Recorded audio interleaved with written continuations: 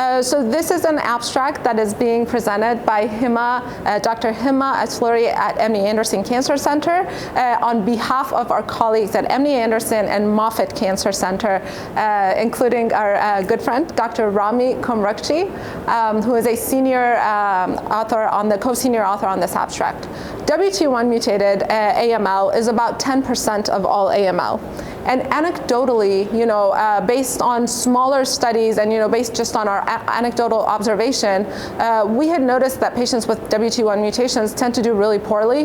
Yet WT1 is really not incorporated into any formal risk stratification system for patients with AML. So we wanted to look at the prognostic impact and in what settings do they occur more.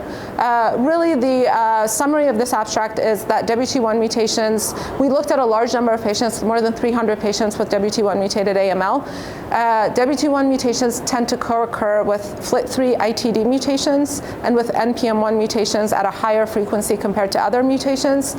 If you do a multivariate analysis and adjust for ELN status, age, karyotype, of course, and then FLT3, NPM1, and other important co-mutations, really WT1 does not impact overall survival in those groups. However, at least in this study, the patients that had WT1 mutations and underwent transplant did have a significantly better outcome compared to those that didn't have this. Of course, this should be considered with a caveat that a lot of patients that did undergo transplant had FLT3 mutations and were considered high risk for other reasons, but they were also fit enough to receive a transplant. And then the other really interesting observation is that WT1 mutations are highly enriched in relapsed and refractory disease compared to de novo disease, particularly in the setting of post-transplant. And that's why we hypothesize that this has something to do with immune surveillance, because these patients, the ones that I'm talking about relapse, have WT1 wild type status at diagnosis. But when they relapse or when they undergo transplant and relapse after transplant, they acquire a new WT1 mutation.